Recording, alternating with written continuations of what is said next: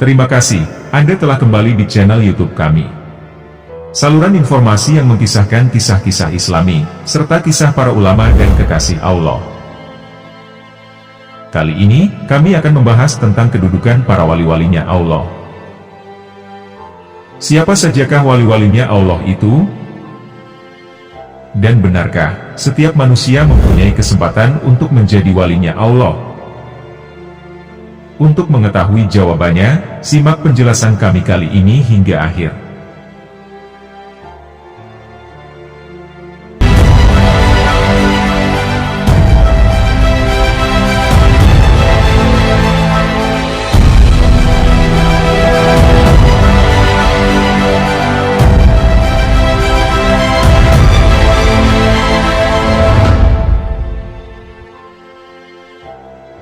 Dalam kitab Al-Futuhat, Ibnu Arabi menyebutkan kitabnya yang berjudul Mawaqi' An-Nujum, bahwasanya beliau sering memuji kitab tersebut sebagai kitab yang sangat bagus dalam mengupas masalah karomah yang muncul dari anggota-anggota tubuh yang taat. Anggota tubuh itu adalah mata, telinga, lidah, tangan, perut, kemaluan, kaki, dan hati. Apabila masing-masing anggota tubuh menaati hukum syara dan dilakukan oleh orang yang bertanggung jawab, maka akan muncul sebuah karomah. Dalam kitab tersebut disebutkan berbagai pengetahuan, rahasia ilmu hakikat, dan manfaat ilmu syariat. Dalam kesempatan kali ini, kami akan berusaha meringkas sedikit tentang 8 anggota tubuh dan karomah yang muncul dari anggota tubuh, sebagai upaya untuk menyempurnakan manfaat dan untuk mencapai tujuan kami.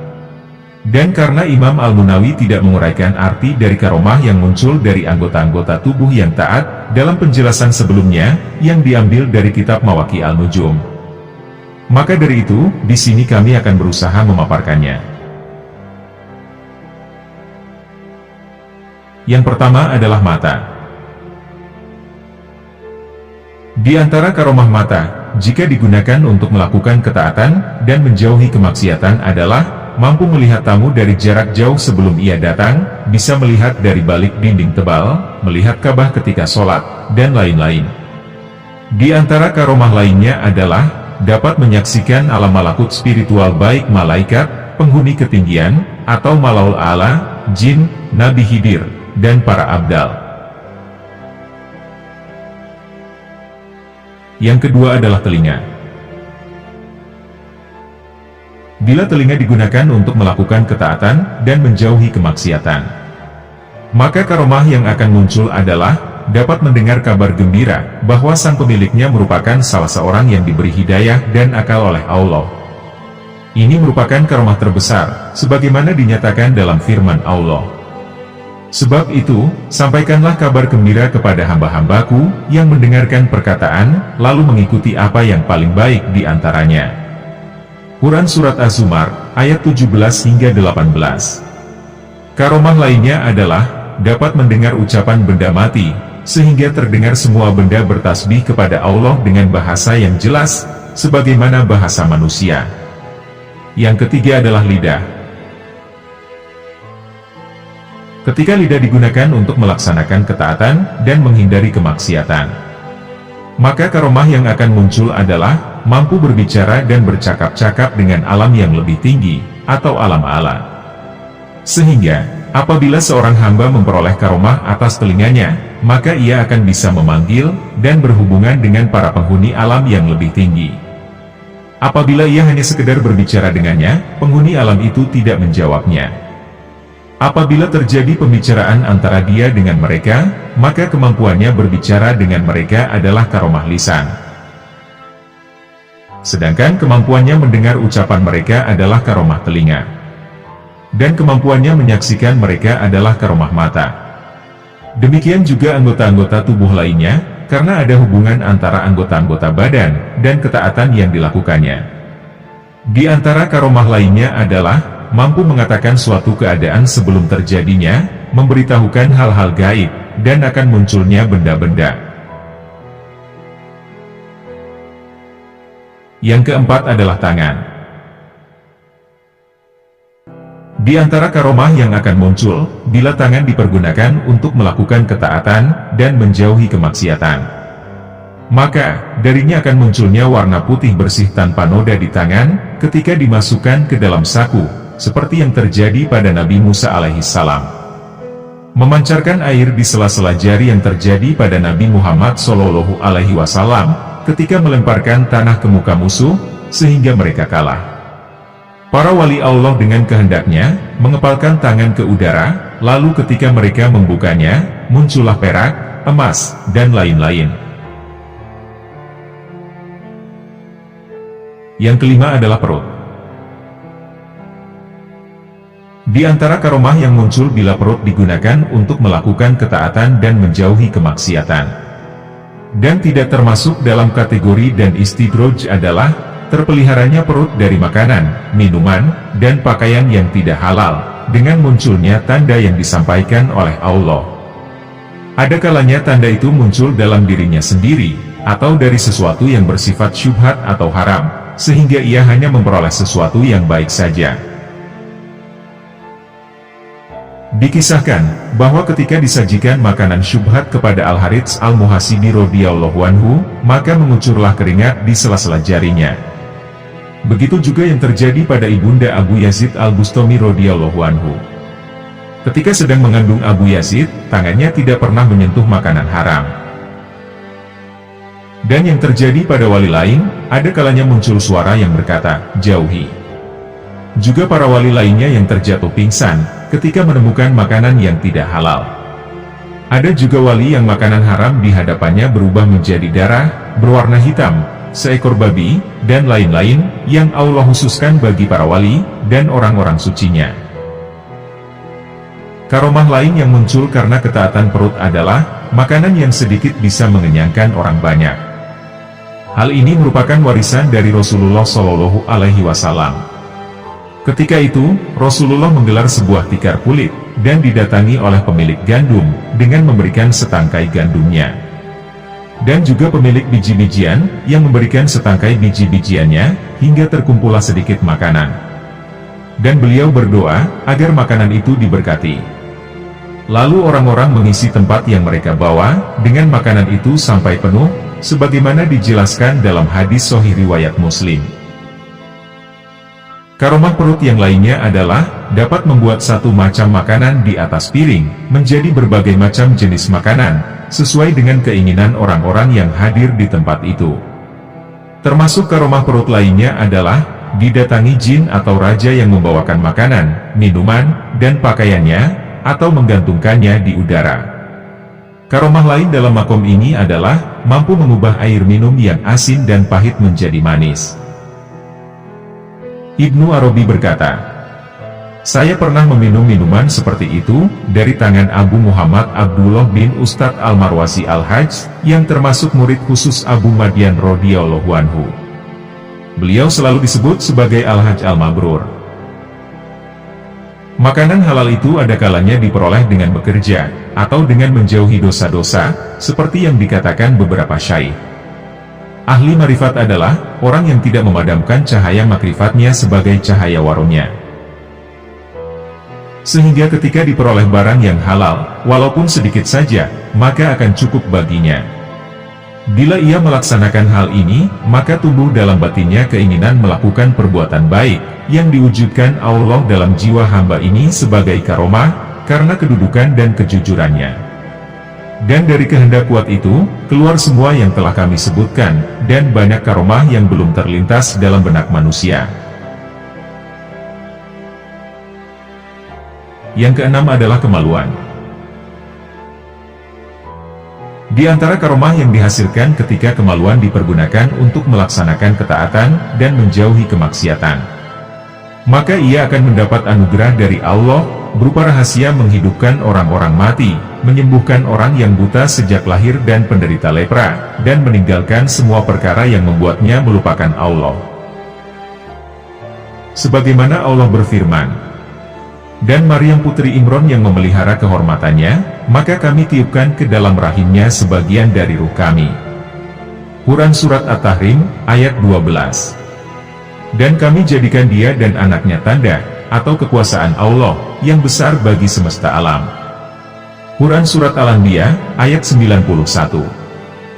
Dalam hal ini, Ibnu Arabi juga telah menjelaskan secara mendalam tentang hubungan-hubungan lain antara ketaatan anggota tubuh dan karomah yang dikeluarkannya, hikmah-hikmah, dan rahasia ilmu hakikat. Yang ketujuh adalah kaki. Di antara karomah yang akan muncul, jika digunakan untuk melaksanakan ketaatan dan menjauhi kemaksiatan adalah mampu berjalan di atas air, dapat mengelilingi bumi, dan berjalan di udara. Hikayat-hikayat tentang makom ini sangat terkenal, saking terkenalnya hingga tidak perlu lagi kami jelaskan di sini. Kitab-kitab kumpulan syair dipenuhi hikayat-hikayat tentang karomah ini. Karena Allah Subhanahu wa Ta'ala adalah pemilik para wali, maka Dia memunculkan semua karomah ini bersama mereka. Ibnu Arabi menyatakan, kami telah menyaksikan dengan jelas penempuh jalan ini berjalan di atas air dan di udara, dan dapat melipat bumi. Yang kedelapan adalah hati. Di antara karomah hati ketika digunakan untuk melakukan ketaatan dan menjauhi kemaksiatan adalah mampu mengetahui sesuatu sebelum terjadi. Ibnu Arabi berkata, ketahuilah anakku, Allah telah menolongmu, menerangi hatimu, melapangkan dadamu, dan menyucikan pakaian serta hatimu. Segala karomah yang berkaitan dengan anggota tubuh lainnya, merujuk dan kembali kepada hati. Kalau tidak ada hati, maka seluruh anggota tubuh lainnya tidak berarti. Dan setiap perbuatan berasal dari hati. Kalau tidak didasari keikhlasan sebagai aktivitas hati, maka amal tersebut bagaikan debu beterbangan, tidak bermanfaat, dan tidak mendatangkan kebahagiaan. Sebagaimana Allah telah berfirman, padahal mereka tidak diperintahkan, kecuali untuk menyembah Allah, dengan memurnikan ketaatan kepadanya dalam menjalankan agama dengan lurus. Quran Surat Al-Bayyinah, ayat 5. Dan Rasulullah juga pernah bersabda, sesungguhnya segala perbuatan tergantung pada niat. Dan bagi tiap-tiap orang, maka akan mendapatkan apa yang diniatkannya. Barang siapa berhijrah kepada Allah dan Rasul-Nya, maka hijrahnya adalah kepada Allah dan Rasul-Nya. Dan barang siapa berhijrah kepada dunia, dan perempuan yang akan dinikahinya, maka hijrahnya adalah kepada apa yang menjadi tujuan hijrahnya. Dari sini jelaslah, bahwa sudi, dan ternodanya semua perbuatan lahir maupun batin, tergantung pada hati. Jadi, gerakan atau diamnya anggota tubuh untuk menaati syariat, dan melakukan maksiat, hanya berdasarkan pada perintah dan kehendak hati. Gagasan muncul pertama kali di dalam hati.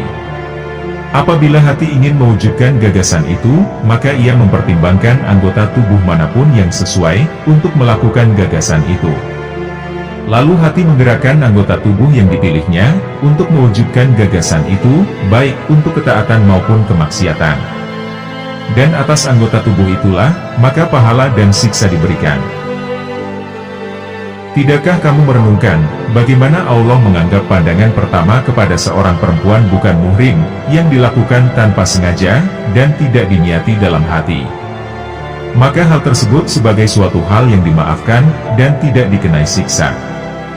Demikian pula ketika seorang hamba melakukan perbuatan salah tanpa sengaja, maka Allah juga benar-benar telah mengampuni perbuatannya itu. Sebagaimana bila hati menghendaki dan berniat melakukan kemaksiatan, tetapi tidak jadi melakukannya, maka niatnya itu tidak ditulis dan tidak dihitung, selama belum dilakukan, atau hanya sebatas ucapan semata. Adapun jika hati berniat melakukan ketaatan, maka ia akan diberi ganjaran sesuai dengan niat dan harapannya.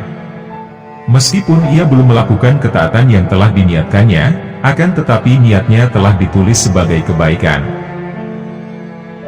Bila kamu meyakini hal ini, maka tetaplah yakin, bahwa hati adalah pemimpin raga. Seluruh karomah yang muncul dari anggota tubuh, akan merujuk kepada hati. Dan hati itu sendiri dapat memunculkan karomah-karomah tertentu. Karomah hati lainnya adalah, Allah Subhanahu wa Ta'ala memperlihatkan kepadanya semua yang tersimpan di dunia, yang berupa rahasia-rahasia, alasan dan sebab perintahnya, atau apapun yang mewujud dalam alam. baik spiritual maupun non-spiritual, seperti yang sudah dijelaskan oleh Syed Muhyiddin Ibnu Arabi dalam kitabnya.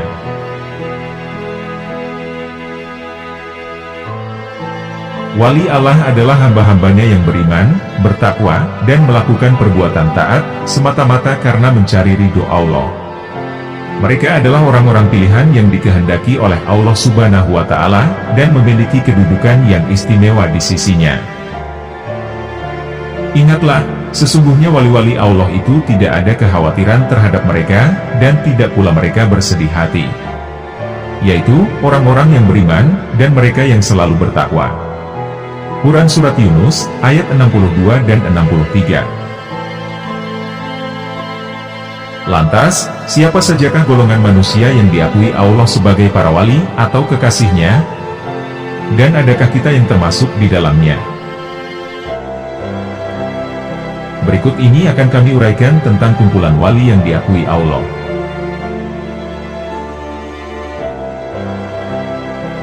Satu. Anbiya, atau para nabi. Allah menganugerahkan kenabian kepada mereka, yaitu orang-orang yang dipilih Allah untuk dirinya, dan untuk mengabdi kepadanya. Mereka adalah hamba-hamba yang dikhususkan olehnya di hadapan Allah, disyariatkan untuk beribadah, dan tidak diperintah untuk melakukan ibadah selain yang diwajibkan. Makom kenabian merupakan makom kewalian yang khusus. Mereka memperoleh ketetapan tentang perkara-perkara yang dihalalkan dan diharamkan oleh Allah, yang khusus untuk mereka, dan bukan untuk yang lainnya. Dunia membutuhkan hal itu, karena dunia merupakan tempat mati dan hidup. Allah telah berfirman, Dialah yang telah menciptakan kematian dan kehidupan, untuk menguji kalian. Quran Surat Al-Mulk, ayat 2. Taklif, atau syariat adalah ujian. Kewalian adalah kenabian yang bersifat umum. Sedangkan kenabian yang diangkat oleh Allah dengan membawa syariat, adalah kenabian yang bersifat khusus.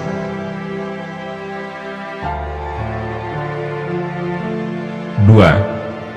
Rasul, atau para rasul yang diberi risalah oleh Allah. Yaitu, para nabi yang diutus untuk sekelompok umat manusia, atau kepada seluruh umat manusia. Hanya Nabi Muhammad SAW yang diutus kepada seluruh umat manusia, untuk menyampaikan perintah Allah. Hal ini sebagaimana yang telah dinyatakan dalam firman-Nya.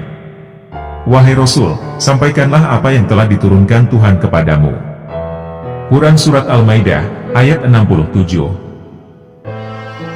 Kewajiban Rasul tidak lain hanyalah menyampaikan risalah. Quran Surat Al-Maidah, ayat 99. Makom penyampaian itu dinyatakan sebagai risalah, bukan yang lain. Syed Muhyiddin tidak membicarakan seputar makom kenabian dan kerasulan ini, karena ia merasa bukan nabi atau rasul. Ia menegaskan, haram bagiku membicarakannya, karena kami hanya membicarakan atas apa yang pernah kami alami. Kami bisa berbicara tentang selain kedua makom ini, karena kami pernah mengalaminya, dan Allah tidak melarangnya.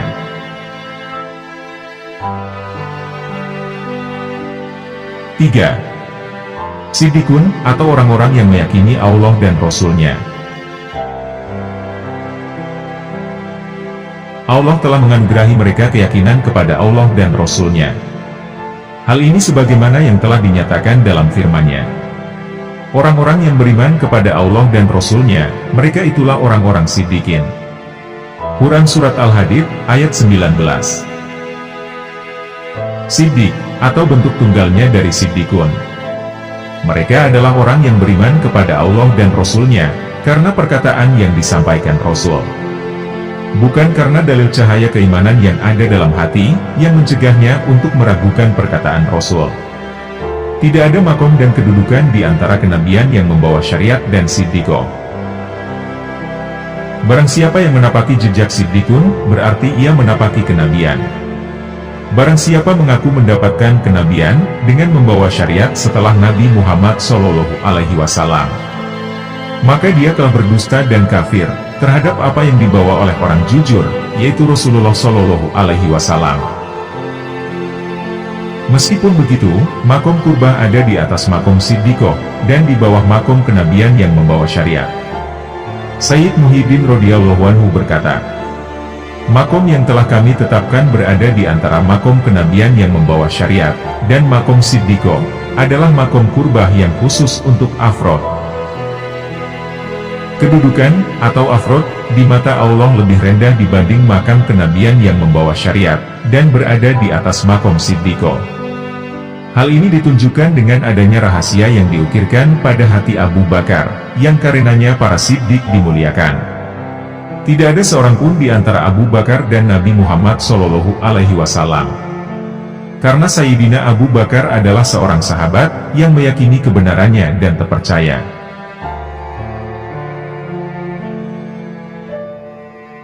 Empat. Syuhada, atau orang-orang yang syahid. Allah menganugerahkan kesaksian kepada mereka, yakni orang-orang yang dekat dengan Allah, yang selalu menghadap Allah dengan pengetahuan yang luas tentangnya. Dan Allah Ta'ala telah berfirman, Allah menyatakan, bahwasanya tidak ada Tuhan melainkan Dia, yang menegakkan keadilan. Para malaikat dan orang-orang yang berilmu juga menyatakan hal itu. Quran Surat Al-Imran, ayat 18. Allah mengumpulkan mereka dengan para malaikat, dalam menegakkan kesaksian. Mereka adalah orang yang bertauhid kepada Allah sebagai zat yang maha menjaga, dan azali. Mereka adalah orang-orang yang bertauhid. Kedudukan mereka menakjubkan, dan keadaan mereka aneh. Mereka adalah saksi-saksi yang dimaksud dalam ayat tersebut, orang-orang yang mengetahui Allah, dan beriman setelah mengetahui firman Allah. Nur seorang siddiq lebih sempurna daripada nur seorang syahid. Karena tauhid seorang syahid, disebabkan oleh ilmu, bukan berawal dari keimanan. Sedangkan, tauhid seorang siddiq disebabkan oleh iman. Jadi, makom syahid berada di atas makom siddiq dari segi ilmu. Dan sebaliknya, makom siddiq berada di atas makom syahid, jika dipandang dari segi iman, dan keyakinan.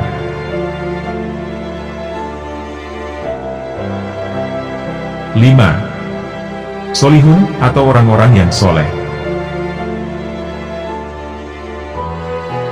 Allah menganugerahkan kesolehan kepada mereka, dan menempatkan kedudukan mereka setelah syuhada, yakni pada tingkat keempat. Setiap nabi adalah orang yang saleh, dan ia mengaku sebagai orang yang saleh, sekaligus nabi. Tingkatan ini merupakan tingkatan khusus dalam kenabian, tetapi terkadang kesalehan juga dipunyai oleh bukan dari seorang nabi, shodiq, atau syahid. Hanya saja, kesalehan para nabi dimulai sebelum mereka.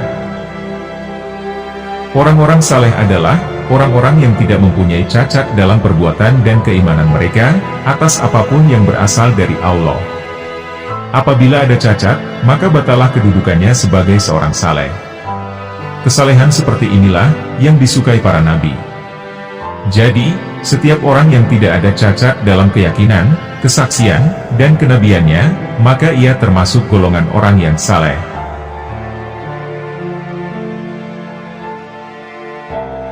Enam. Muslimun wa muslimat, atau orang-orang muslim. Allah menganugerahi mereka Islam, yaitu ketundukan secara khusus, kepada apapun yang berasal dari Allah, bukan yang lain. Jadi, seorang hamba yang berserah diri kepada segala kewajiban, syarat, dan kaidah Allah, maka dirinya disebut muslim. Apabila ada sedikit syarat yang tidak terpenuhi, maka ia bukan muslim. Rasulullah Shallallahu Alaihi Wasallam bersabda, seorang muslim adalah orang yang lidah dan tangannya tidak menyakiti muslim lainnya. Makna tangan di sini adalah kekuasaan. Artinya, kekuasaan yang dimiliki seorang muslim, tidak mendorongnya untuk melakukan perbuatan yang tidak sesuai dengan Islam, atau menentang hukum Allah terhadap muslim lainnya. Kata lidah juga disebutkan, karena terkadang lidah lebih menyakitkan daripada tindakan. Nabi Shallallahu Alaihi Wasallam tidak menganggap seseorang sebagai muslim, kecuali jika ia menjaga diri dari menyakiti muslim lainnya.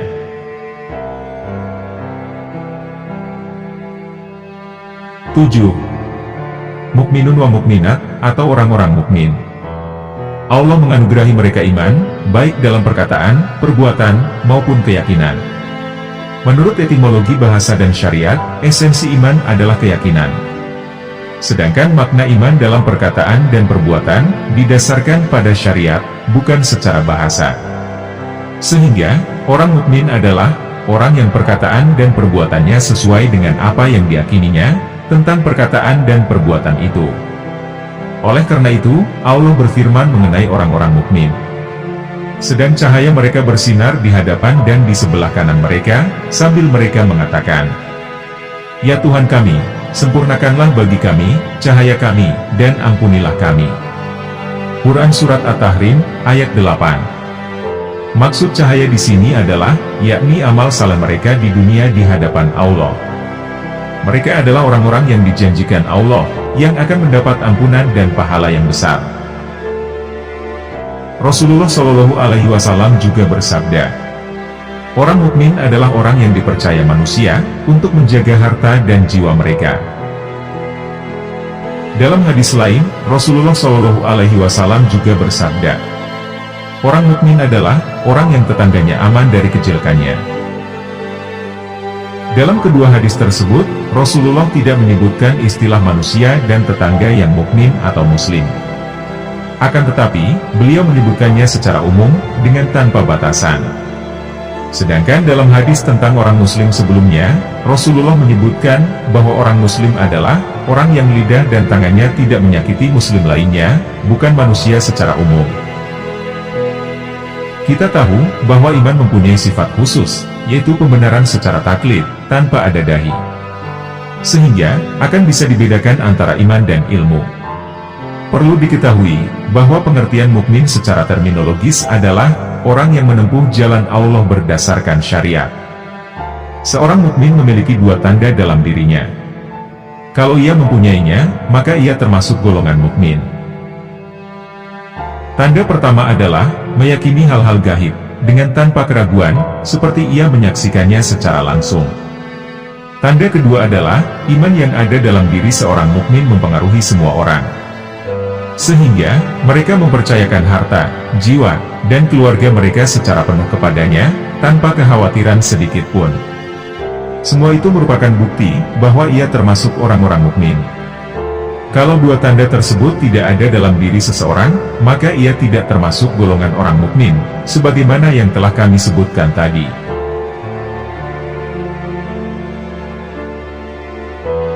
8. Qonitun wa qonitat, atau orang-orang yang taat kepada Allah. Allah menganugerahi mereka kepatuhan, yakni menaati semua perintah Allah, dan menjauhi semua larangannya. Allah Subhanahu wa Ta'ala telah berfirman, peliharalah segala solatmu, dan peliharalah juga solat wusta. Berdirilah karena Allah dalam solatmu dengan khusyuk. Quran Surat Al-Baqarah, ayat 238. Artinya, jadilah orang-orang yang taat. Dalam ayat lain, Allah Subhanahu wa Ta'ala juga berfirman, laki-laki dan perempuan yang tetap dalam ketaatannya. Quran Surat Al-Ahzab, ayat 35. Sayyid Muhyiddin pernah bercerita, suatu hari, saya bertemu seorang pengemis. Dan di sisi saya ada seorang hamba saleh, yang bernama Al-Haj Madur Yusuf Al-Astaji. Beliau adalah seorang dari golongan ummiyin, yang mempergunakan seluruh hidupnya untuk beribadah kepada Allah. Pengemis itu berkata, siapa yang ingin bersedekah untuk mendapatkan ridho Allah? Ternyata, ada seorang laki-laki membuka tempat uangnya, yang berisi kepingan dirham dimilikinya. Ia memilih beberapa dirham pecahan kecil, lalu memberikannya kepada si pengemis. Al-Haj Madur yang memperhatikan lelaki itu, kemudian berkata kepada saya, wahai Fulan, tahukah engkau, mengapa lelaki itu memilih-milih dirham yang akan diberikannya kepada si pengemis? Saya menjawab, saya tidak tahu. Al-Haj lalu berkata, ia adalah orang yang saleh di sisi Allah. Sebab, ia bersedekah kepada si pengemis itu, semata-mata karena mengharap ridho dari Allah. maka nilai dari apa yang disedekahkannya karena Allah itu tergantung kepada Allah. Akan tetapi menurut kami, salah satu syarat orang yang amit atau patuh kepada Allah adalah ia menaati Allah karena ia hamba Allah.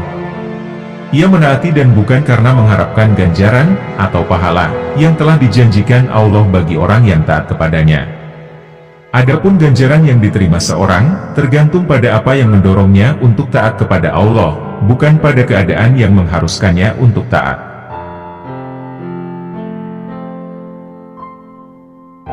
Sembilan. Sodikun wa sodikot, atau orang-orang yang benar dan jujur. Allah menganugerahi mereka kejujuran dalam ucapan dan keadaan mereka. Allah berfirman, orang-orang yang menepati apa yang telah mereka janjikan kepada Allah. Quran Surat Al-Ahzab, ayat 23.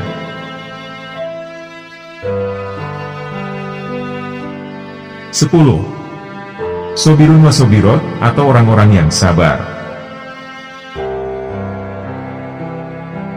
Allah menganugerahi mereka kesabaran. Mereka adalah orang-orang yang memenjarakan diri kepada Allah untuk selalu menaatinya tanpa batas waktu. Sehingga Allah juga melimpahkan pahala tanpa batas waktu atas perbuatan mereka. Sebagaimana yang telah dinyatakan dalam firman Allah, sesungguhnya hanya orang-orang sabarlah yang dicukupkan pahalanya tanpa batas. Quran Surat Az-Zumar, ayat 10. Kesabaran mereka tak terbatas waktu dan menyeluruh di setiap tempat yang menuntut mereka sabar. Sebagaimana mereka mengikat diri untuk selalu mengerjakan perintah Allah, mereka juga mengikat diri untuk selalu meninggalkan larangannya. Ketika datang cobaan dan bahaya, mereka juga menahan diri untuk tidak meminta pertolongan, syafaat, dan bantuan kepada selain Allah.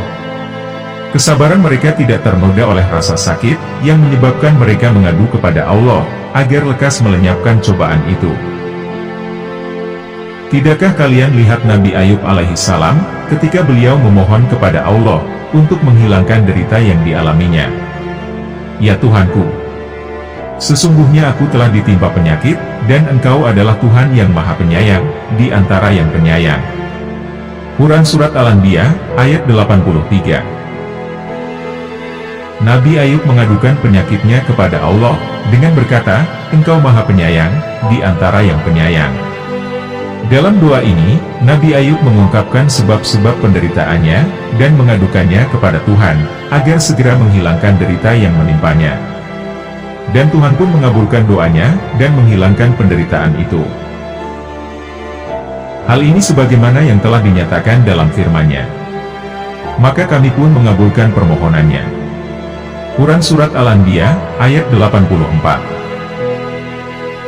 Allah juga memuji kesabaran Nabi Ayub dalam firman-Nya. Kami dapati dia, Nabi Ayub, adalah seorang yang sabar. Dialah sebaik-baik hamba. Sesungguhnya dia amat taat kepada Tuhannya. Quran Surat Syod, ayat 44. Artinya, Nabi Ayub kembali kepada Allah dalam menghadapi cobaannya. Allah juga memuji atas ibadah yang dilakukan Nabi Ayub. Bila doa yang dipanjatkan Nabi Ayub kepada Allah, agar kemalangan dan cobaan itu hilang, tentu hal itu bertentangan dengan kesabaran yang disyariatkan. Maka, Allah tidak akan memuji Nabi Ayub sebagai orang yang sabar, padahal dia sungguh-sungguh telah memuji Nabi Ayub. Bahkan menurut kami, adalah termasuk akhlak yang buruk terhadap Allah, jika seorang hamba tidak memohon kepadanya, untuk menghilangkan penderitaannya. Karena sikap seperti itu mengandung kesenangan melawan kekuasaan ilahiyah, dengan kesabaran dan kekuatan yang diperolehnya. Seorang arif, atau orang yang mengetahui dan mengenal Allah berkata, Allah telah membuatku lapar, sehingga aku menangis. Seorang yang arif, meskipun ia memperoleh kekuatan dan kesabaran, ia tetap merasa lemah, beribadah, dan berbuat baik.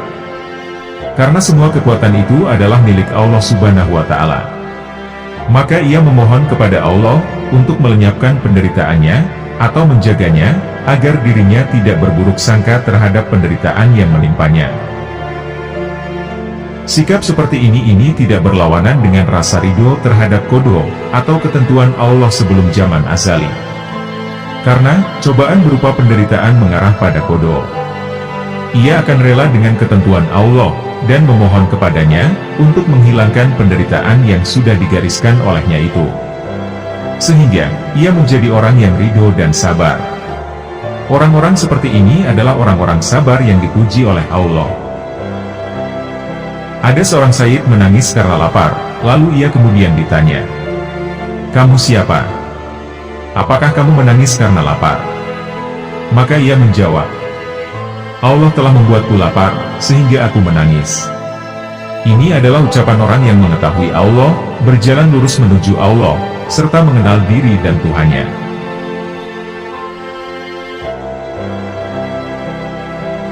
Sebelas.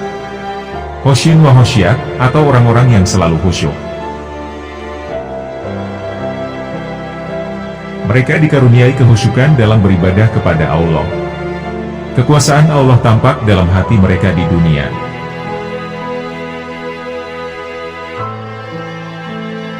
Dua belas. Mutasodikun wa mutasodikot, atau orang-orang yang suka bersedekah. Allah menganugerahi mereka kedermawanan, karena mereka selalu mendermakan karunia Allah, khususnya kepada makhluk Allah yang membutuhkannya. Allah menjadikan makhluk yang kurang mampu, agar mereka membutuhkannya.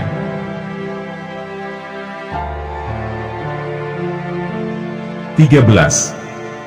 Soimun wa soimat, atau orang-orang yang selalu berpuasa.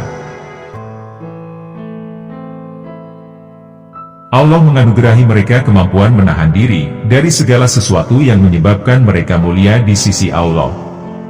Allah memerintahkan mereka untuk menahan diri dan anggota badan mereka. Perintah Allah ini ada yang wajib, dan ada pula yang sunnah.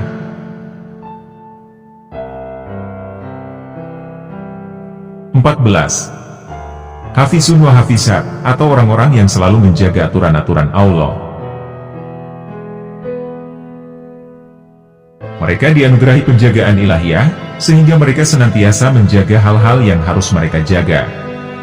Mereka terdiri dari dua tingkatan yang khusus, yaitu yang selalu menjaga kemaluan mereka, dan mereka yang awam, yaitu yang selalu memelihara aturan-aturan Allah.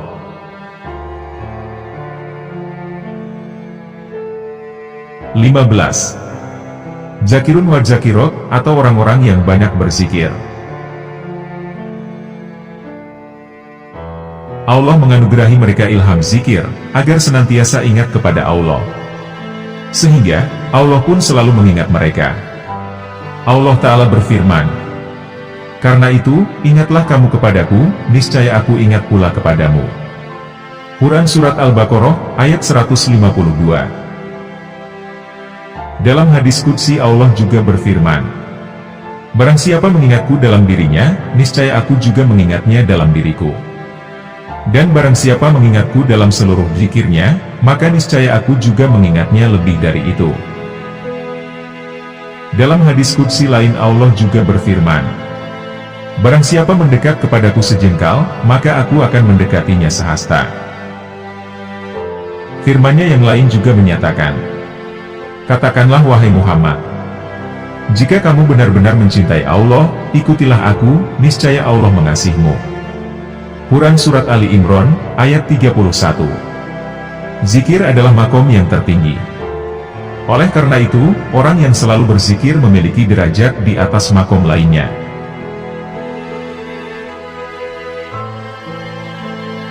Enam belas. Taibun wa taibat, atau orang-orang yang selalu bertobat. Allah menganugerahi mereka kemampuan bertobat dalam segala hal, atau dalam satu hal yang berlaku dalam segala makom. Mereka selalu bertaubat kepada Allah dari potensi mukhalafah, atau kemungkinan untuk menentang Allah, yang ada dalam diri manusia. Dalam sehari, bisa 1000 kali mereka bertobat kepada Allah dari potensi mukhalafah ini. Orang-orang yang bertobat adalah kekasih Allah, yang berdasarkan nas Al-Quran yang pasti benar. Tidak ada kebatilan dalam Al-Quran, baik di depan maupun di belakangnya, yang diturunkan dari Tuhan yang Maha Bijaksana, lagi Maha Terpuji. Quran Surat Fussilat, ayat 42.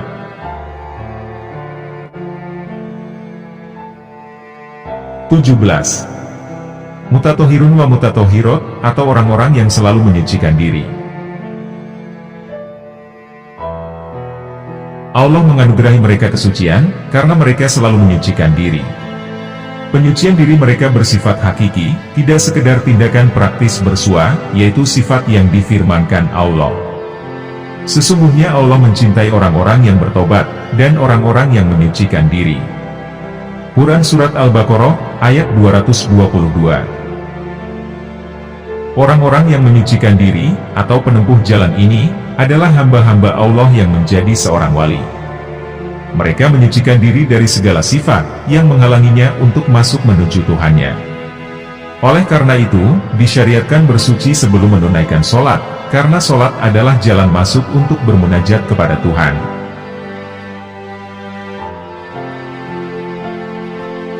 (18) Hamidun wa hamidat, atau orang-orang yang selalu memuji Allah. Allah menganugerahi mereka kemampuan untuk selalu memujinya. Mereka adalah orang-orang yang memperoleh hasil dari perbuatannya. Allah telah berfirman dalam Al-Quran, dan kepada Allah lah kembalinya segala urusan.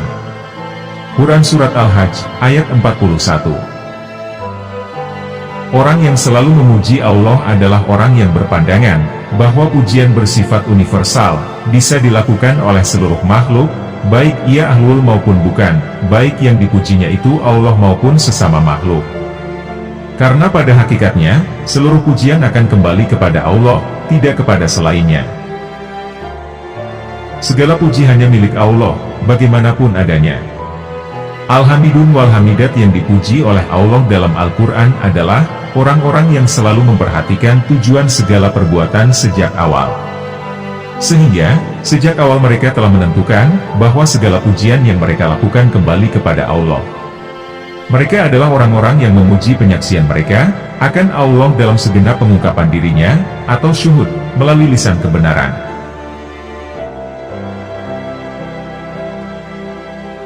(19) Samun, atau orang-orang yang mengadakan pengembaraan kerohanian, yakni orang-orang yang berjihad di jalan Allah, atau mujahidun. Rasulullah Shallallahu Alaihi Wasallam bersabda, perjalanan umatku adalah berjihad di jalan Allah. Dan Allah telah berfirman, mereka itu adalah orang-orang yang bertobat, yang beribadah, yang memuji Allah, yang mengembara, yang rukuk, yang sujud, yang menyuruh berbuat ma'ruf, dan mencegah berbuat mungkar, dan yang memelihara hukum-hukum Allah. Dan gembirakanlah orang-orang mukmin itu. Quran Surat At-Taubah, ayat 112.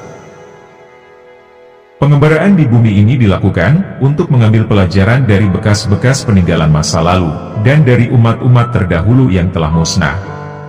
Oleh karena itu, orang-orang yang memperoleh makrifatullah mengetahui bahwa bumi tumbuh dan berkembang, karena selalu berzikir kepada Allah. Soikun adalah orang-orang yang suka berbuat baik, dan mengutamakan hak orang lain. Mereka melihat bumi ini tidak pernah sepi dari orang-orang yang berzikir kepada Allah. Kerusakan peradaban tidak akan terjadi di bumi jika selalu ada orang yang berzikir. Sebagian orang arif mewajibkan diri untuk mengembara ke padang-padang pasir yang belum dijamah, kecuali oleh orang-orang seperti mereka.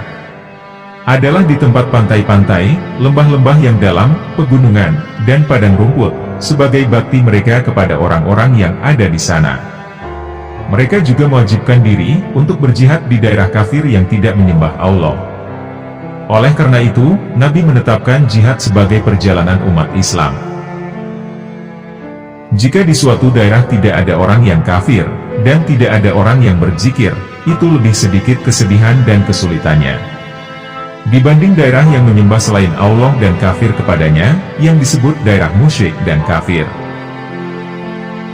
Perjalanan untuk berjihad di suatu daerah lebih utama daripada perjalanan untuk selain jihad. Dengan syarat, harus memperingatkan masyarakat daerah tersebut untuk mengingat kepada Allah. Karena mengingat Allah dalam berjihad lebih utama daripada bertemu musuh dan menyerangnya. Dalam artian, menegakkan kalimat Allah di tempat-tempat orang yang menyembah selain Allah. Maka, mereka itulah para Saihun. Sayyid Muhyiddin menjelaskan, saya pernah bertemu dengan salah seorang tokoh mereka, yakni Yusuf Magawari Al-Jala. Ia telah mengembara di daerah-daerah kafir selama 20 tahun. Ahmad bin Humam Al-Shikok di Andalusia, adalah seorang pemuda yang menetap di daerah musuh, dan termasuk pemuka golongan ini. Meskipun ia masih muda, karena sejak usianya belum mencapai balik, ia telah memutuskan untuk beribadah kepada Allah, dan tetap istiqomah dalam keadaan seperti itu, sampai dirinya wafat.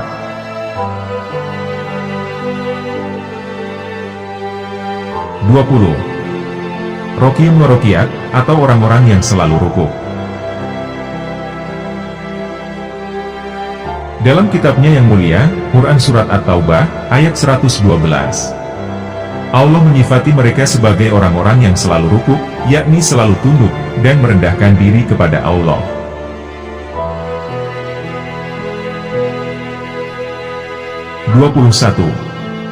Sajidun, atau orang-orang yang selalu sujud. Allah menganugerahi mereka ketundukan hati. Mereka tidak sombong, baik di dunia maupun di akhirat.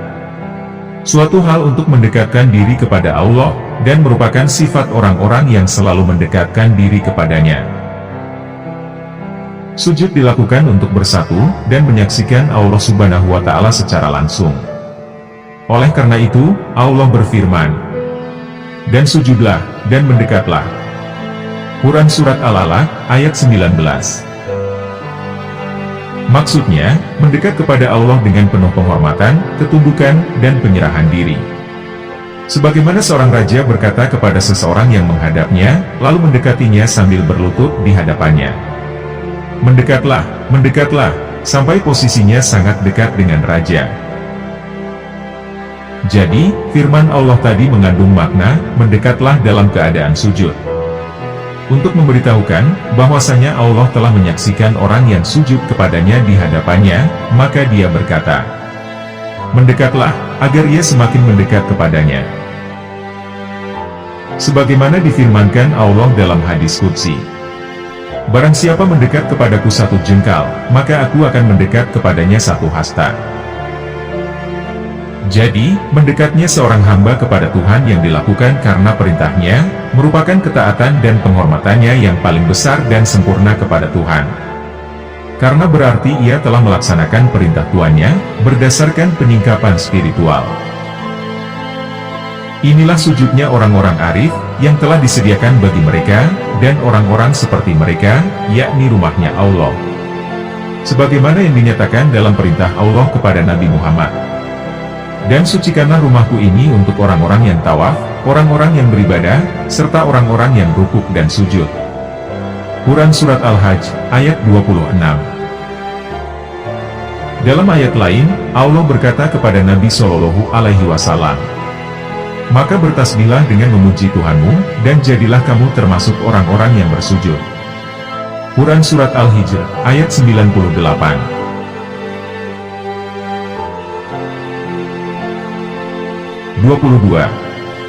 Amirun bil Ma'ruf, atau orang-orang yang selalu menyuruh, untuk lebih mengenal Tuhannya. Allah menganugerahi mereka kemampuan, untuk selalu mengajak kepada yang ma'ruf, atau mengajak kepada Allah. Tidak ada perbedaan antara mengajak kepada yang ma'ruf, dan mengajak kepada Allah. Karena Allah adalah ma'ruf, dan tak seorang pun mengingkari hal ini. Allah telah berfirman, dan sungguh jika kamu bertanya kepada mereka, siapakah yang menciptakan langit dan bumi, niscaya mereka akan menjawab, Allah. Quran Surat Az-Zumar, ayat 38. Meskipun mereka itu musyrik, dan orang-orang musyrik itu berkata, kami tidak menyembah berhala-berhala, melainkan supaya mereka mendekatkan kami kepada Allah, dengan sedekat-dekatnya. Quran Surat Az-Zumar, ayat 3. Semua kepercayaan, agama, dan aliran pemikiran sepakat, bahwasanya Allah adalah ma'ruf. Rasulullah Shallallahu Alaihi Wasallam bersabda, Siapa mengenal dirinya, maka ia akan mengenal Tuhannya, karena Tuhan itu ma'aruf. Barang siapa mengajak kepada Allah, berarti ia mengajak kepada yang ma'aruf. Mereka berada dalam tingkatan yang paling tinggi dalam menyuruh berbuat baik. Segala seruan kepada yang ma'aruf, termasuk dalam kategori ini.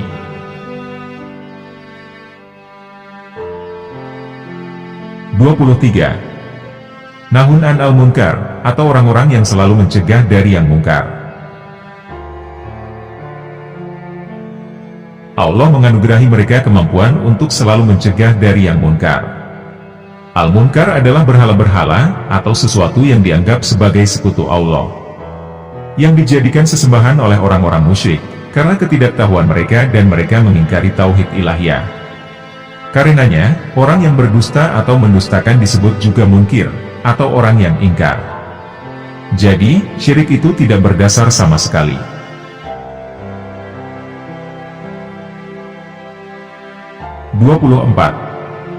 Ulama, atau orang-orang yang murah hati atau penyantun. Allah menganugerahi mereka kemurahan hati, yaitu sikap tidak tergesa-gesa menghukum suatu tindak kejahatan. Padahal, ia mampu melakukannya, dan tidak ada yang menghalanginya. Mereka tidak mempunyai rasa tergesa-gesa menghukum suatu tindak kejahatan, yang menunjukkan rasa jemu dan tidak sabar.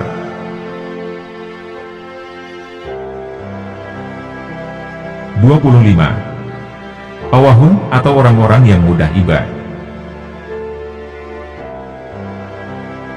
Sayyid Muhyiddin radhiyallahu anhu menjelaskan, saya bertemu dengan seorang perempuan dari kalangan mereka. Seorang pengumpul buah zaitun dari Andalusia, yang bernama Yasmin Masana. Allah menganugerahi golongan ini perasaan mudah iba, terhadap apapun yang mereka temui. Allah memuji kekasihnya, Ibrahim alaihissalam, dalam firman-Nya. Sesungguhnya Ibrahim benar-benar seorang yang penyantun, pengiba, dan suka kembali kepada Allah. Quran Surat Hud, ayat 75. Sifat santun dan iba itu membuat Nabi Ibrahim iba terhadap kaumnya, yang menyembah patung-patung, yang mereka pahat sendiri. Maka ia bermurah hati dan tidak segera menghukum mereka. Meskipun, ia mampu menghancurkan mereka dengan berdoa kepada Allah. Oleh karena itu, Ibrahim disebut sebagai orang yang halim, atau penyantun, sehingga tidak tergesa-gesa dalam menghukum mereka. Ibrahim berharap mereka nantinya akan beriman, dan memahami kaumnya. Berbeda dengan Nabi Nuh alaihissalam, yang tidak memahami kaumnya, dan tidak bermurah hati kepada mereka. Sebagaimana tersirat dalam ucapannya, sesungguhnya jika engkau biarkan mereka tinggal, niscaya mereka akan menyesatkan hamba-hambamu, dan hanya akan melahirkan anak-anak yang berbuat maksiat dan kafir. Quran Surat Nuh, ayat 27.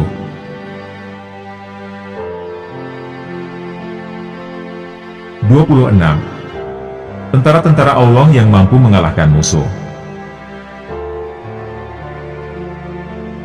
Sebagaimana dinyatakan dalam firman Allah, sesungguhnya tentara kami itulah yang pasti menang. Quran Surat Asy-Syaffat, ayat 173. Tentara-tentara yang bertakwa, selalu waspada, pemalu, takut kepada Allah, sabar, dan membutuhkan Allah. Di antara mereka ada yang ahli ilmu dan iman, serta mampu menampakkan hal-hal luar biasa, atau karomah, sebagai bukti makom mereka. Mereka melawan musuh-musuh Allah, dan musuh-musuh mereka dengan hal-hal luar biasa. Contohnya, orang-orang muslim yang menjadi tentara-tentara Allah. Sedangkan orang-orang mukmin, yang tidak mempunyai hal-hal luar biasa untuk melawan musuh, mereka bukan tentara Allah, meskipun mereka mukmin. Dalam arti hias, setiap orang yang mampu melawan musuh dengan senjata yang dimilikinya, berarti ia termasuk tentara Allah Subhanahu wa Ta'ala, yang memiliki kemampuan mengalahkan dan menguasai musuh. Mereka mampu mengalahkan musuh karena kekuatan yang diberikan Allah, sebagaimana dinyatakan dalam firman-Nya. Maka kami berikan kekuatan kepada orang-orang yang beriman, terhadap musuh-musuh mereka, lalu mereka menjadi orang-orang yang menang. Quran Surat Asy-Syaff, ayat 14.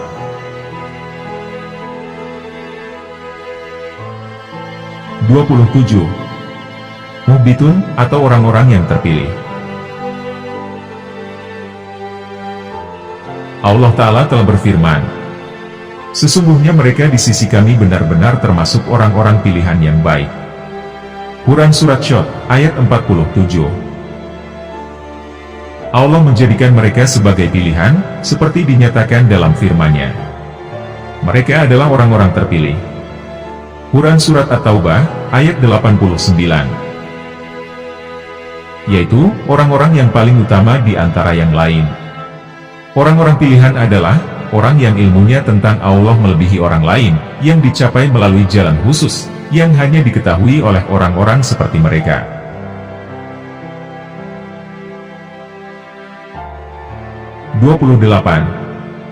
Awabun, atau orang-orang yang selalu bertobat kepada Allah.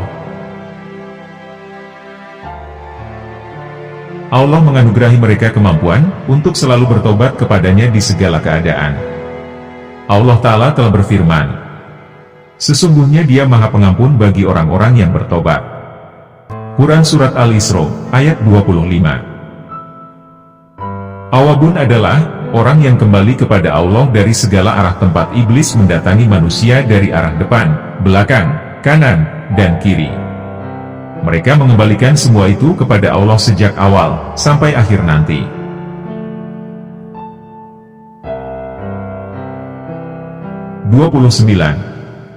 Muhbitun, atau orang-orang yang tunduk dan patuh. Allah menganugerahi mereka ketundukan dan kepatuhan, yakni ketenangan. Nabi Ibrahim alaihissalam berkata, akan tetapi, agar hatiku tenang. Quran Surat Al-Baqarah, ayat 260. Maksud dari ayat tadi adalah, agar dia merasa lega, tunduk, dan tenang di bumi ini. Al-Muhbitun adalah hamba-hamba Allah yang merasa tenang karena Allah. Hati mereka merasa tentram, mempercayai Allah, merendahkan diri di hadapan Yang Maha meninggikan derajat, dan tunduk kepada kemuliaannya. Mereka adalah orang-orang yang diberi kabar gembira oleh Allah, melalui para nabinya. Dan berilah kabar gembira kepada orang-orang yang tunduk patuh kepada Allah. Yaitu, orang-orang yang apabila disebut nama Allah, maka gemetarlah hati mereka. Orang-orang yang sabar, terhadap apa yang menimpa mereka. Orang-orang yang mendirikan sholat, dan orang-orang yang menafkahkan sebagian, dari apa yang telah kami berikan kepada mereka. Quran Surat Al-Hajj, ayat 34 hingga 35. Inilah sifat-sifat Al-Muhbitun.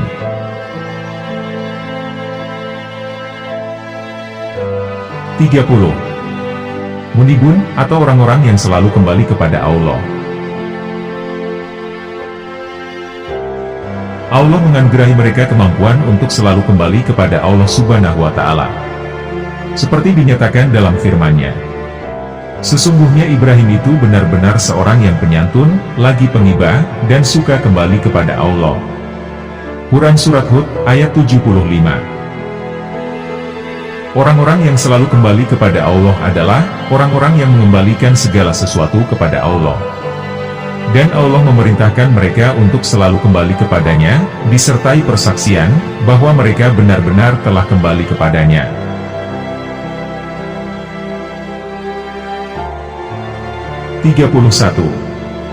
Mubsyirun, atau orang yang bisa membedakan antara hak dan batil. Allah menganugerahi mereka kemampuan melihat kesalahan-kesalahan mereka dengan mata hati. Ini adalah salah satu sifat khusus orang-orang yang bertakwa, sebagaimana dinyatakan dalam firman Allah. Sesungguhnya orang-orang yang bertakwa, bila mereka ditimpa was-was dari setan, mereka ingat kepada Allah. Maka ketika itu juga mereka melihat kesalahan-kesalahannya. Quran Surat Al-A'raf, ayat 201. 32. Muhajirun wa muhajirot, atau orang-orang yang berhijrah. Allah menganugerahi mereka kemampuan untuk berhijrah, yang diilhamkan, dan difahamkan kepada mereka. Allah Ta'ala telah berfirman, barang siapa keluar dari rumahnya, dengan maksud berhijrah kepada Allah dan Rasul-Nya, kemudian kematian menimpanya, atau sebelum sampai ke tempat yang dituju, maka sungguh telah tetap pahalanya di sisi Allah. Quran Surat An-Nisa, ayat 100. Al-Muhajir adalah orang yang meninggalkan apa yang diperintahkan untuk ditinggalkan oleh Allah dan Rasul-Nya.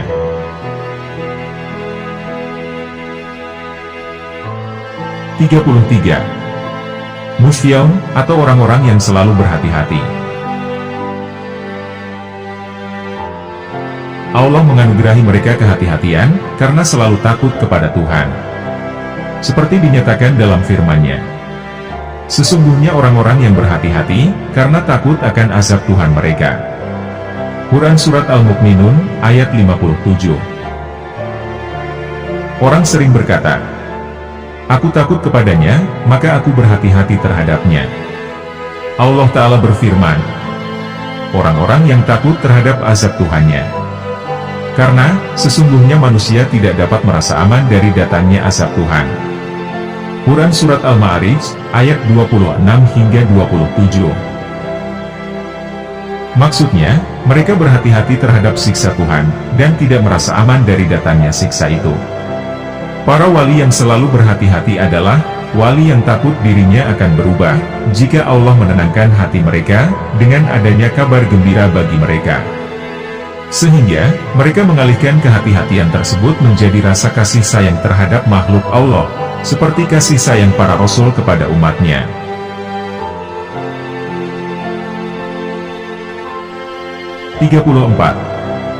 Wafi, atau orang-orang yang dianugerahi Allah kemampuan untuk selalu menepati janji. Sebagaimana dinyatakan dalam firman-Nya, dan orang-orang yang menepati janji apabila ia berjanji. Quran Surat Al-Baqarah, ayat 177. Orang-orang yang memenuhi janji Allah, dan tidak merusak perjanjian. Quran Surat Ar-Ra'd, ayat 20. Mereka adalah orang-orang yang tidak pernah ingkar janji. Menepati janji adalah salah satu sifat khusus ahlul, atau kaum Allah. Dan barang siapa melaksanakan segala yang diperintahkan Allah kepadanya dengan sempurna, atau bahkan lebih, maka ia termasuk orang yang menepati, dan menyempurnakan janji. Allah Ta'ala telah berfirman, dan Ibrahim yang selalu menyempurnakan janji. Quran Surat An-Naml, ayat 37. Dan barang siapa selalu menepati janjinya kepada Allah, maka Allah akan memberinya pahala yang besar. Quran Surat Al-Fat, ayat 10.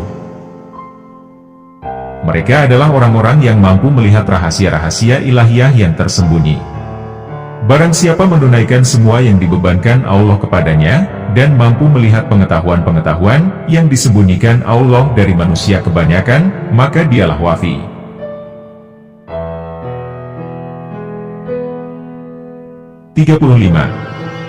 Wasilun, atau orang-orang yang selalu menyambung tali silaturahmi. Allah menolong mereka untuk selalu menyambung tali silaturahmi, sebagaimana dinyatakan dalam firman-Nya. Orang-orang yang menghubungkan apa-apa yang diperintahkan Allah, supaya dihubungkan. Quran Surat Ar-Ra'd, ayat 21. Mereka menyambung tali silaturahmi dengan orang-orang mukmin yang dikucilkan, karena pernah melakukan kejahatan. Minimal dengan mengucapkan salam kepada mereka, atau lebih dari itu, yakni dengan berbuat baik kepada mereka, dan tidak menghukum kejahatan mereka yang telah dimaafkan dan dilupakan. Mereka tidak memutus tali silaturahmi dengan seorang pun makhluk Allah, kecuali jika Allah memerintahkan mereka untuk menjauhi seseorang. Maka, mereka membenci sifat atau perbuatan orang itu, bukan membenci orangnya.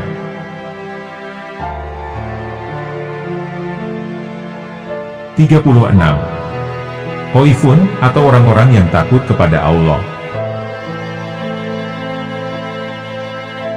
Allah menganugerahi mereka rasa takut kepadanya, atau takut karena mengikuti perintahnya. Allah Ta'ala telah berfirman, takutlah kepadaku, jika kamu benar-benar orang yang beriman. Quran Surat Ali Imran, ayat 175. Allah memuji sifat mereka dalam firman-Nya. Mereka takut kepada suatu hari, ketika hati dan penglihatan menjadi goncang. Quran Surat An-Nur, ayat 37. Mereka takut kepada hisab yang buruk. Quran Surat Ar-Ra'd, ayat 21.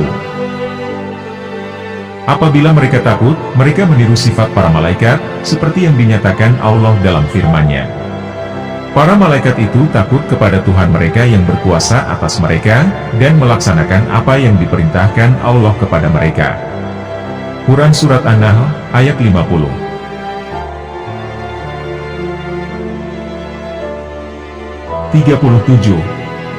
Orang-orang yang menghindari sesuatu karena perintah Allah. Allah menganugerahi mereka kemampuan untuk menghindari segala hal yang tidak berguna. Sebagaimana dinyatakan dalam firman-Nya. Dan orang-orang yang menjauhkan diri dari perbuatan dan perkataan yang tidak berguna. Quran Surat Al-Mu'minun, ayat 3. Maka berpalinglah wahai Muhammad, dari orang yang berpaling dari peringatan kami. Quran Surat An-Naml, ayat 29.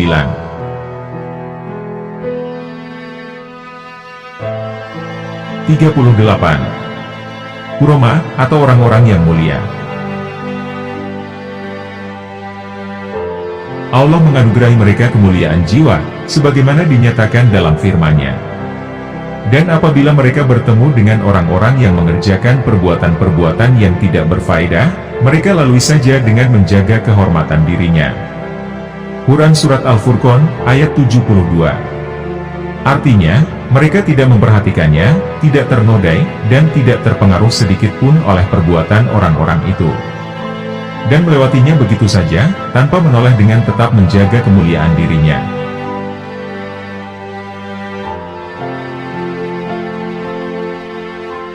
Berikut ini, akan kami sampaikan beberapa mukasyafah yang dialami wali Allah. Ada wali yang mampu menyingkap alam gaib, hingga dinding dan kegelapan tidak menghalanginya untuk melihat apa yang dilakukan orang-orang di dalam rumah mereka. Ada wali yang ketika berjumpa dengan seorang pezina, pemabuk, pencuri, pencela, atau orang yang suka berbuat zalim, ia melihat goresan tanda hitam pada anggota tubuh mereka yang melakukan maksiat. Ali Abiyazi, guru Ibnu Arabi, termasuk wali yang menempati makom ini. Mukasyafah ini khusus bagi orang yang bersifat wara, atau orang yang benar-benar menjauhi maksiat dan syubhat. Ada wali yang jika ada orang yang ribut atau diam di majelisnya, ia mengetahui derajat, dan apa yang akan terjadi dengan orang itu. Kenyataannya sesuai dengan apa yang dikatakan wali itu, dan ia selamanya tidak akan salah. Diceritakan, bahwa ada seorang laki-laki ribut di majelis Abu Madyan, lalu orang itu disuruh keluar. Abu Madyan berkata, "Kamu akan melihat keadaannya setahun kemudian." Sebagian orang yang hadir meminta penjelasan, lalu Abu Madyan berkata, ia akan menganggap dirinya Imam Mahdi. 20 tahun kemudian, apa yang dikatakan Abu Madyan terjadi. Kemampuan ini berasal dari ilmu laduni. Ada wali yang tatkala bangun tidur, di hadapannya sudah tersedia minuman dari madu, susu, dan air, lalu ia meminumnya. Ada wali yang mampu mengetahui alam ruhani, yang berbeda dengan alam fisik, tetapi ia tidak menggelutinya.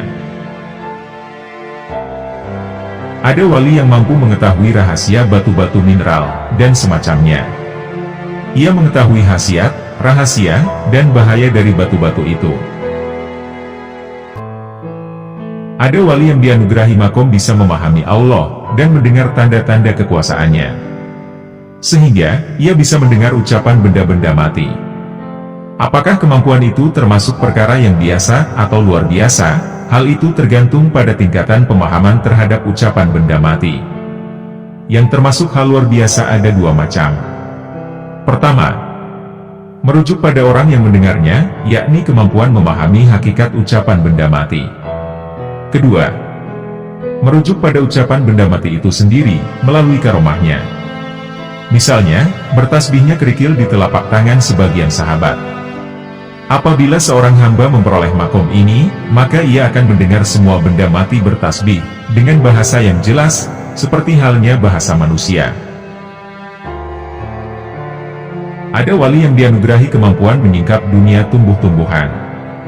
Semua tumbuhan dan rumput memberitahukan kepada wali itu, atas sari-sari yang dikandungnya, baik yang berbahaya, atau yang berkhasiat. Tumbuh-tumbuhan itu berkata, "Wahai hamba Allah, khasiatku begini, dan bahayaku begini." Ada wali yang dikaruniai kemampuan bergaul dengan binatang. Binatang-binatang mengucapkan salam kepadanya dengan bahasa yang jelas dan memberitahunya tentang khasiat-khasiat yang dikandungnya. Ada wali yang diberi kemampuan menyimak perjalanan hidup orang yang masih hidup, rahasia-rahasia yang diberikan kepada orang itu sesuai dengan keadaannya, dan bagaimana perkembangan ibadahnya dalam perjalanan hidupnya itu.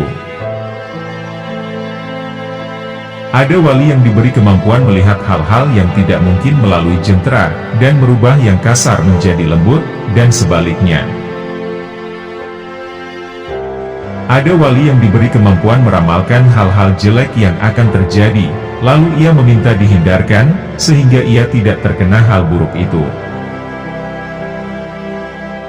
Ada wali yang diberi kemampuan ilmu astrologi dan cara-cara yang sistematis dan menyeluruh. Ada wali yang dianugerahi kemampuan mencapai ilmu-ilmu ilahiyah, dan diberitahu cara-cara untuk mencapainya. Seperti persiapan yang harus dilakukan ketika dalam mencari dan mengamalkan ilmu, memegang dan menyebarluaskannya, serta cara menjaga hati dari hal-hal yang merusak. Semua cara itu adalah satu kesatuan dan tersembunyi.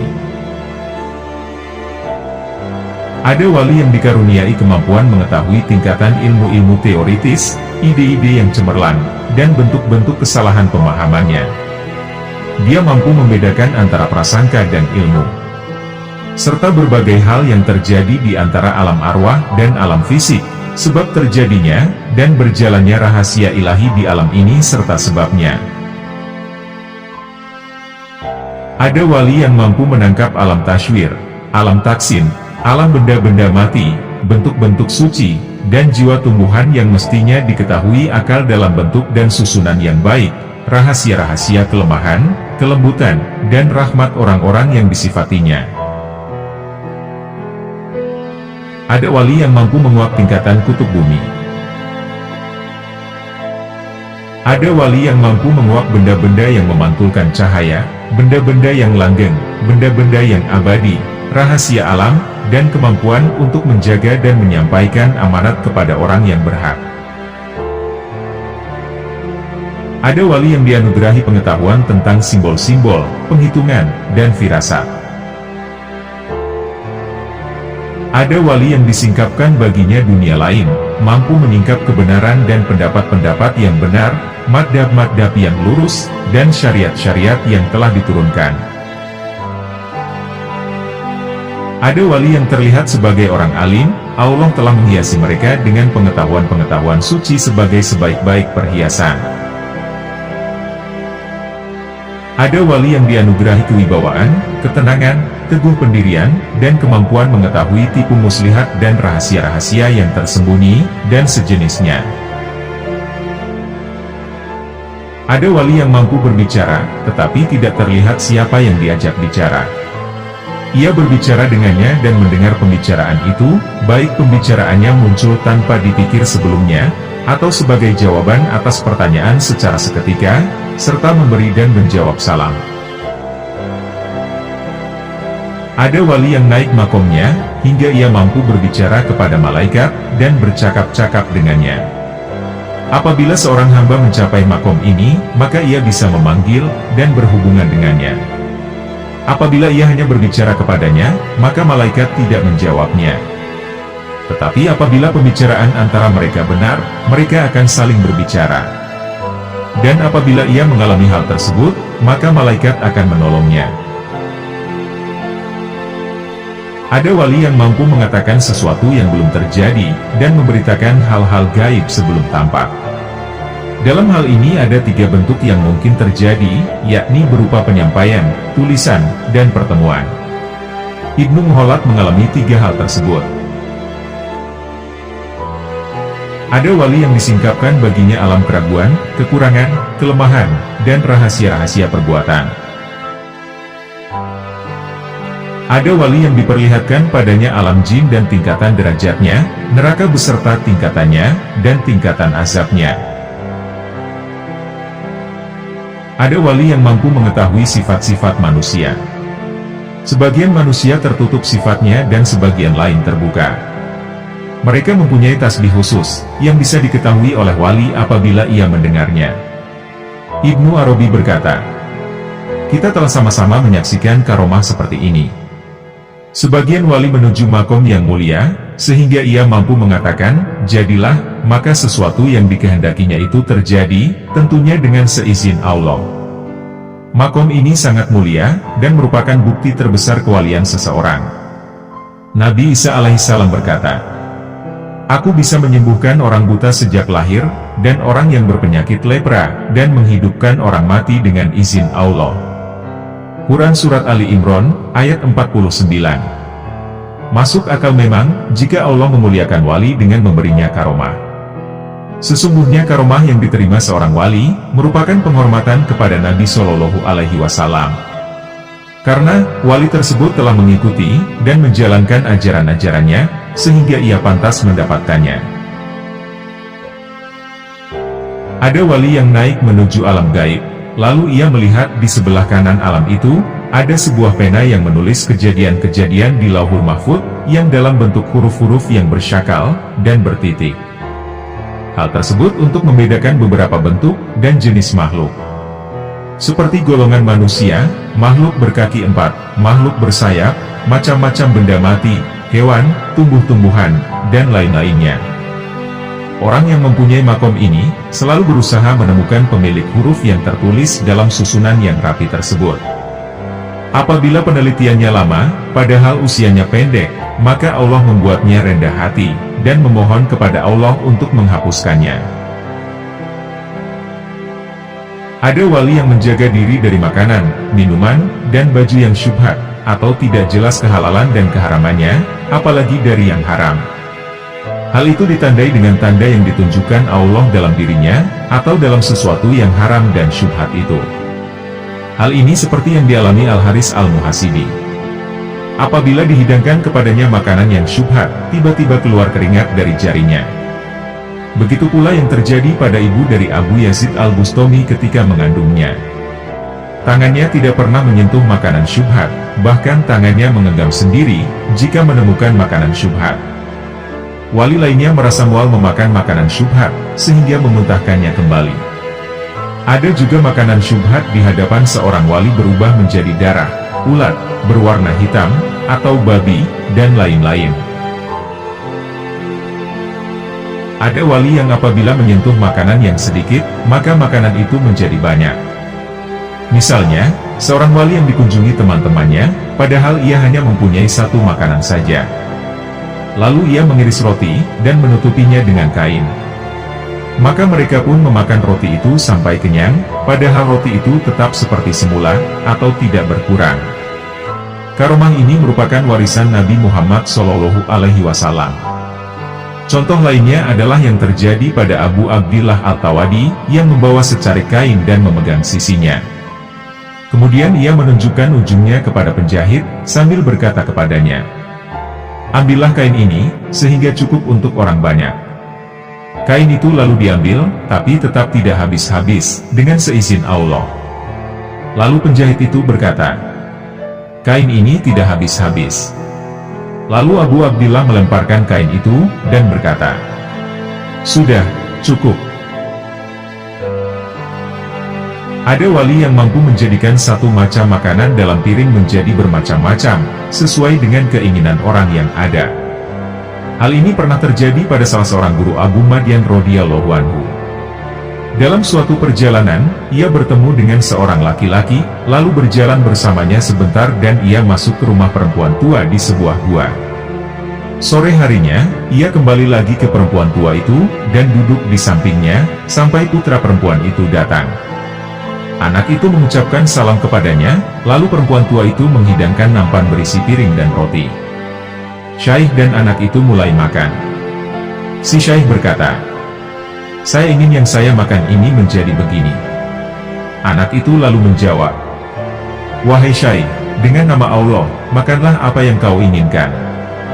Abu Madian kemudian berkata, "Ketika saya terus-menerus mengangankan keinginanku, anak itu melontarkan ucapan pertamanya, dan tiba-tiba saya mendapatkan makanan yang saya angankan. Anak itu masih muda, belum punya rambut di pelipisnya."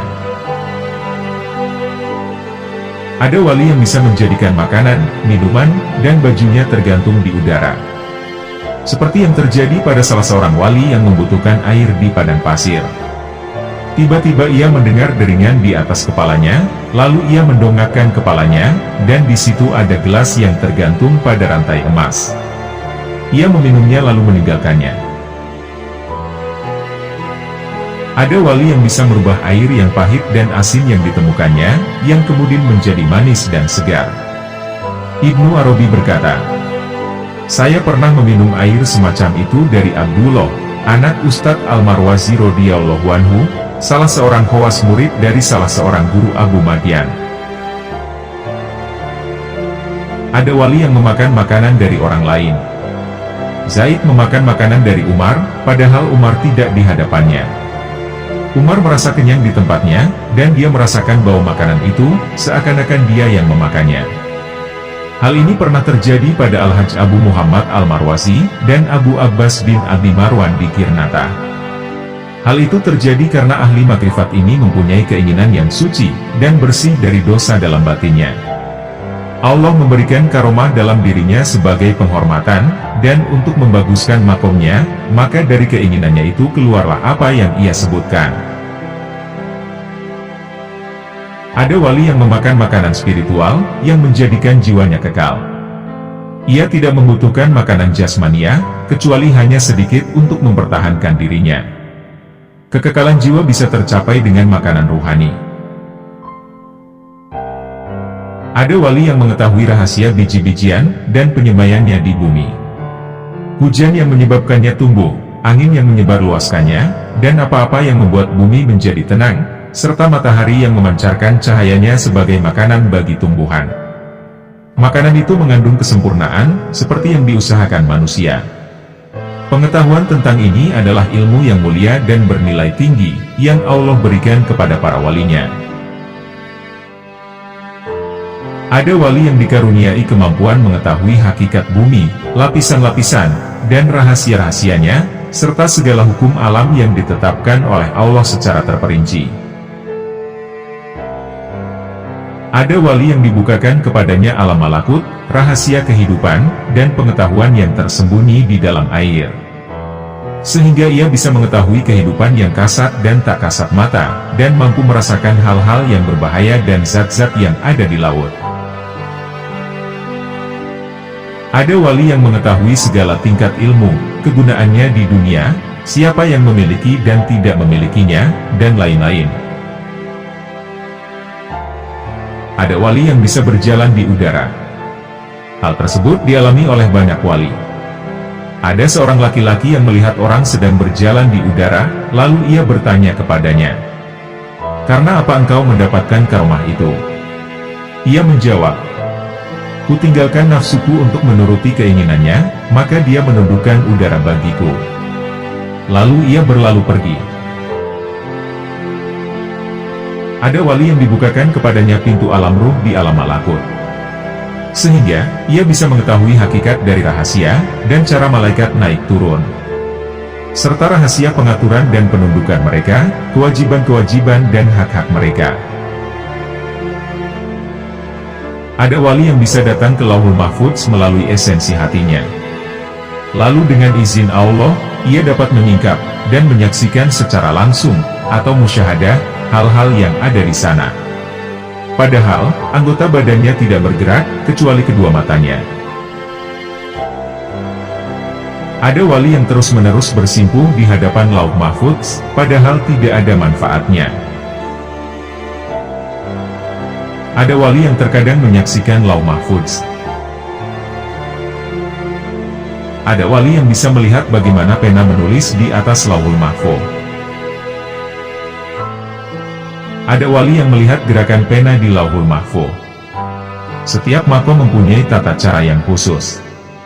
Tanda orang yang menyaksikan Lauhul Mahfuz adalah, ia dapat menyebutkan rahasiamu, padahal kamu diam saja.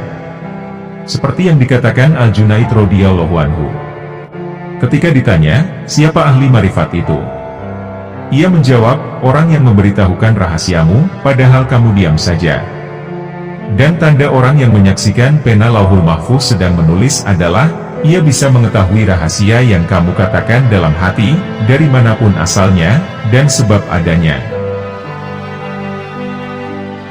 Ada wali yang diperlihatkan oleh Allah, rahasia-rahasia yang tersimpan di alam yang paling agung. Ada wali yang diperlihatkan oleh Allah, atas alasan dan sebab terjadi, atau tidak terjadinya suatu peristiwa. Setelah ia mengetahuinya, ia kemudian memikirkan, apakah peristiwa itu mempunyai pengaruh atau tidak. Apabila ada pengaruhnya, maka ia bersiap-siap untuk menerimanya. Apabila pengaruhnya merusak, maka ia memperingatkan teman-temannya. Apabila pengaruhnya berupa rahmat atau kabar gembira, maka ia bersiap-siap untuk bersyukur, dan memuji Allah. Seperti Ibnu Barjan radhiyallahu anhu, yang memberitahukan tahun akan terjadinya penaklukan Baitul Maqdis. Dan pada tahun yang ditentukan, terjadilah apa yang diramalkannya. Ada wali yang diberitahu Allah tentang kelemahan dirinya, apa yang akan ia dapatkan, dan bagaimana keadaannya nanti. Ada wali yang sampai pada keadaan ketika ia tidak melihat seorang pun yang ia ajak bicara, kecuali hanya Allah Subhanahu wa Ta'ala. Ia melaksanakan segala perintahnya. Makom ini adalah makom yang penting. Orang yang mengalami makom ini adalah Khair an-Nasaj radhiyallahu anhu. Ketika terbersit hal tersebut dalam pikirannya, lalu ia diuji dengan bertemu seseorang yang berkata kepadanya, "Kamu budakku, namamu Khair." Nasaj seakan-akan mendengar Allah yang mengatakan ucapan tersebut. Orang itu kemudian mempekerjakan Nasaj selama beberapa tahun, lalu ia berkata kepadanya, "Kamu bukan budakku, dan namamu bukan Khair." Lalu orang itu melepaskan Nasaj.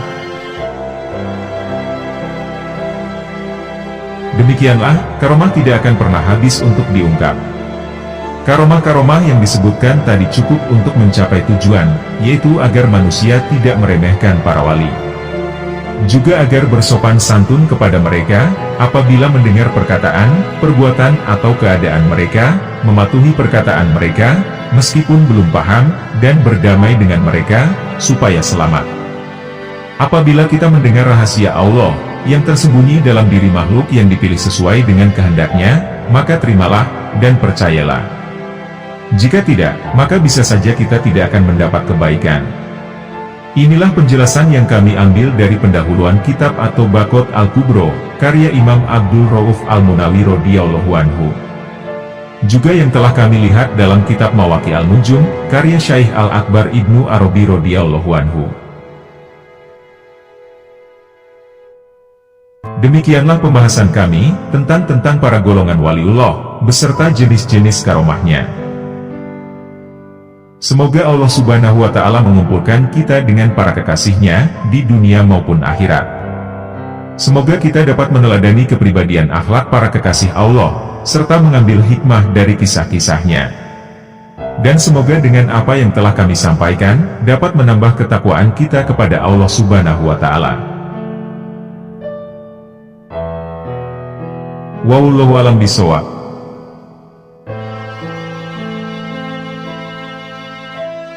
Terima kasih telah menonton. Jangan lupa klik tombol subscribe, like, komen, dan share, sebagai bentuk dukungan terhadap channel kami. Wassalamualaikum warahmatullahi wabarakatuh.